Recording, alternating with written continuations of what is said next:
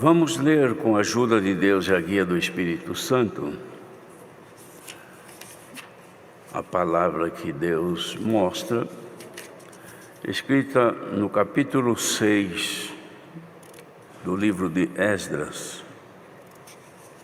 Esdras, capítulo meia dúzia.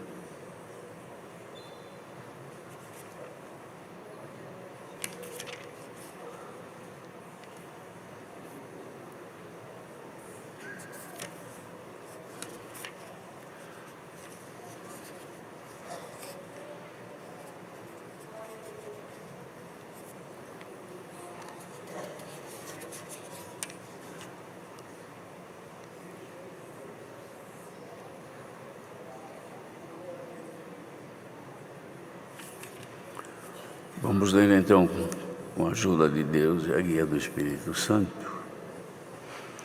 Então o rei Dário deu ordem e buscaram na chancelaria onde se metiam os tesouros em Babilônia, em Acmeta, no palácio que está na província de Média, e achou um rolo e nele estava escrito um memorial que dizia assim: no ano primeiro do rei Ciro, o rei Ciro deu esta ordem com respeito à casa de Deus em Jerusalém.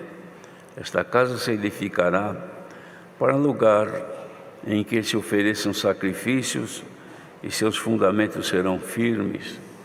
A sua altura de 60 côvados, sua largura de 60 côvados, com 3 carreiras de grandes pedras e uma carreira de madeira nova. E a despesa se fará da casa do rei. Demais disto, os vasos de ouro e de prata da casa de Deus que Nabucodonosor transportou do templo que estava em Jerusalém e levou para a Babilônia, se tornarão a dar, para que vão ao seu lugar, ao templo que está em Jerusalém, e os levarão à casa de Deus.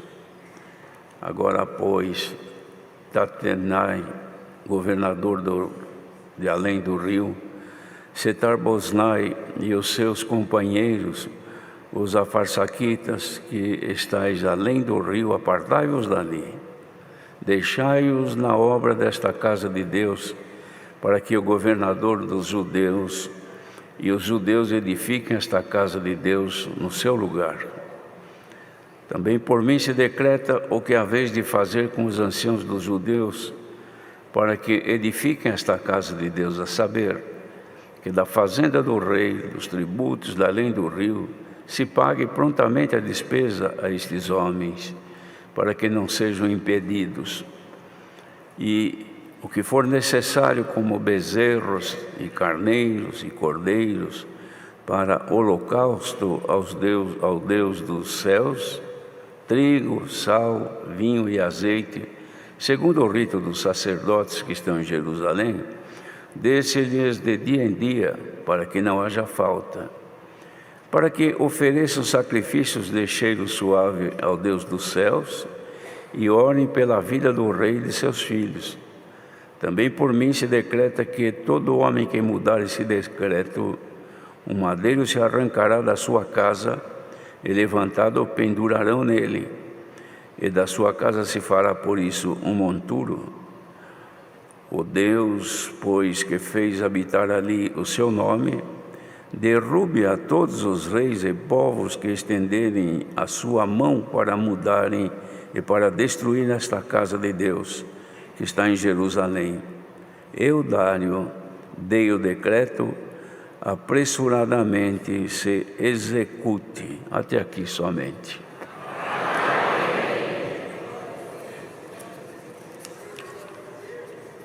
Queridos irmãos, este livro de Esdras, assim como também o de Neemias, registram fatos que ocorreram quando houve a deportação do povo de Judá para a Babilônia e Jerusalém foi destruída. Então ficou somente a história dos judeus, porque ali foram desfeitas as obras que eles tanto veneravam tanto amavam, e aquilo tudo acabou, virou um monte de pedras.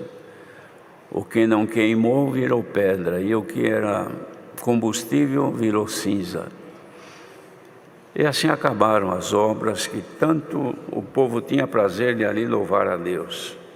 Os anos se passaram, o povo ficou distante dali, sob domínio de estranhos, língua estranha, povo estranho, e ali o povo ficou disperso.